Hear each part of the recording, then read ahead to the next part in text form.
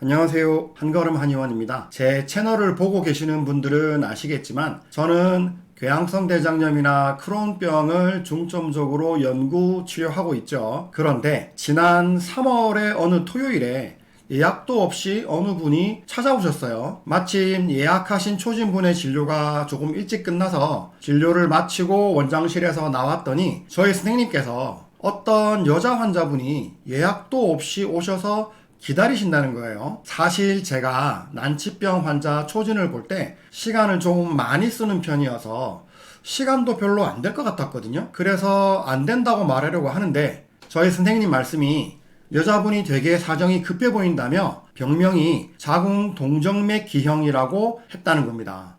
병명을 딱 듣는 순간 환자분 상태가 짐작이 되더라고요. 사실 이제는 좀 오래된 이야기이긴 합니다만은 예전에 제 아내가 유산을 한 적이 있고 자궁 동정맥 기형이 생겨서 엄청 마음을 졸이며 제가 치료를 한 적이 있거든요. 그때 사실 치료가 잘 되어서 별다른 일이 없이 상황이 종료되었고 이 이야기를 네이버 블로그에 글을 쓴 적이 있어요. 그 블로그에서는 제 아내란 이야기를 안 했는데 사실 환자가 제 아내였습니다. 자궁 동정맥 기형이라는 것은 이름 그대로 자궁 내에 동맥, 정맥 사이에 기형이 생긴 겁니다. 동맥과 정맥은 아시죠? 심장에서 말초로 나가는 혈관은 동맥, 말초에서 심장으로 들어가는 혈관은 정맥이죠. 그림에서 보시는 것처럼 우리 몸에서 혈류순환은 혈액이 심장에서 대동맥으로 가서 점점 작은 동맥으로 가다가 나중에는 신체 장기나 근육 여러 조직으로 가면서 모세혈관으로 가고 모세혈관에서 다시 작은 정맥으로 모였다가 점점 큰 정맥으로 모여서 심장으로 돌아가는 거죠. 다시 말해서 동맥, 모세혈관, 정맥으로 순환이 이루어집니다. 그런데 동정맥 기형이 생기면 모세혈관 순환 과정이 빠져버리면서 동맥에서 정맥으로 바로 혈액이 흐르는 거죠. 자궁 내에서 동맥과 정맥이 비정상적으로 연결이 되어 있는 혈관 기형을 자궁 동정맥 기형이라고 부르는 거죠. 이게 왜 문제가 되냐? 우리가 보통 혈압이 120에서 80이잖아요. 심장이 피를 보내기 위해서 이렇게 높은 압력으로 피를 짜주는 건데 동맥은 이 압력을 견딜 수 있게 되어 있거든요. 그런데 모세혈관을 통과해서 돌아오는 정맥압은 이것보다 훨씬 낮아요. 그래서 정맥은 이런 압력을 견딜 수가 없어요. 그래서 이런 동정맥 기형에서는 고속으로 가는 동맥혈이 바로 정맥으로 들어가 버려서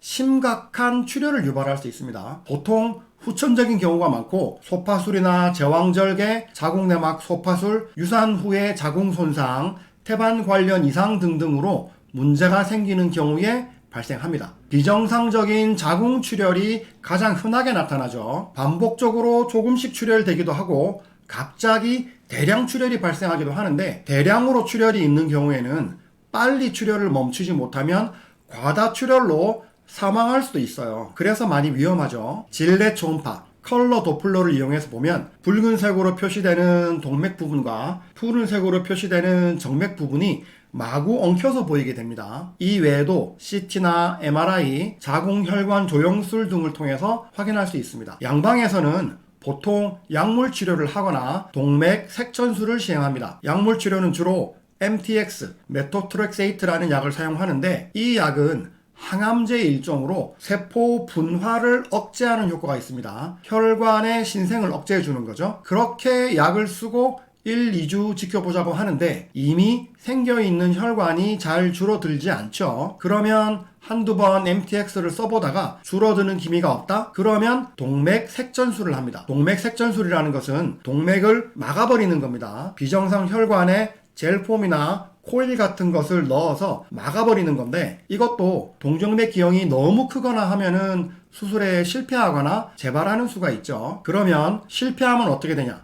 바로 자궁 적출술을 해야 됩니다. 왜냐하면 동맥에서 출혈이 제어가 안 되면 진짜 피가 콸콸콸 나오기 때문에 제어가 안 되면 수분 내로 사망할 수도 있어요. 굉장히 위험하죠. 그러니 색전술을 하다가 안 되면 자궁 적출을 해야 되는 겁니다. 자, 그러니 자궁 동정맥 기형이 왜 위험한지 아시겠죠? 그럼 이제 다시 환자에게 돌아가 봅시다. 예약도 없이 찾아오신 이분이 자궁 동정맥 기형입니다. 30대 초반의 여자분인데 이미 몇 년 전에 아이를 유산한 경력이 있는데 올해 2025년에 다시 임신을 했다가 20주 만에 또 유산이 되었대요. 소파술을 하면서 과다출혈이 있었다고 하는데요. 소파술 이후에 검진 받으러 갔더니 자궁 동정맥 기형으로 진단을 받으신 거죠. MTX를 이미 한 번 맞았는데 지속적으로 출혈이 계속 있고요. 병원에서는 2달 정도 맞아보다가 효과가 없으면 색전술을 해보고 안 되면 자궁 적출을 해야 된다고 이야기했답니다. 서울에 있는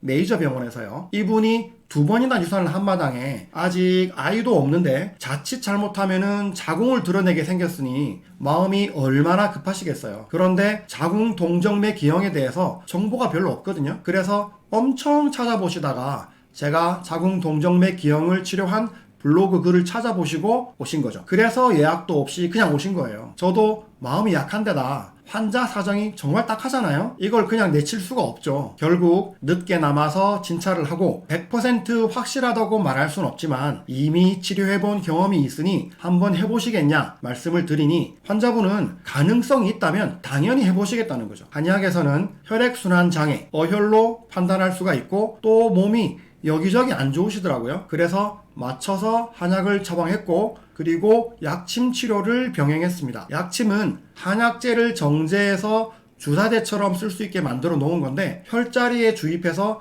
여러 가지 좋은 효과를 보고 있죠. 믿거나 말거나 지난번에 제가 약침 치료로 대장암 치료한 이야기도 한 적이 있죠. 그 약침을 대량으로 씁니다. 그리고 자궁 동정맥 기형 같은 병은 자칫하면 바로 응급실로 가야 될 수도 있는 병이죠. 그러니 적어도 2주에서 4주 내로는 줄어드는 게 보여야 치료를 하는 게 의미가 있겠죠. 그래서 일주일에 3번을 침 맞으시러 오시라고 말씀드리고 치료를 시작했습니다. 지난번에는 제가 2달을 치료하면서 동정맥 기형이 점점 줄어들어서 2달 만에 자연스럽게 완전히 없어졌었는데요. 이 환자분의 경우에는 아직 소파술이 완전히 안 된 상태에서 자궁 동정맥 기형 때문에 수술을 못하고 있었는데 치료한 지 2주도 안 돼서 병원에 다시 가보니 동정맥 기형 크기가 엄청 줄었다는 거예요. 그래서 산부인과를 2-3군데를 다녀보시면서 교차로 검진을 해봤는데 모두 동정맥 기형이 엄청 줄어들어서 이 정도면 수술해도 되겠다는 소견을 듣고 나서 다시 병원으로 가서 수술을 하셨다고 연락이 왔습니다. 한약과 약침 치료를 하고 나서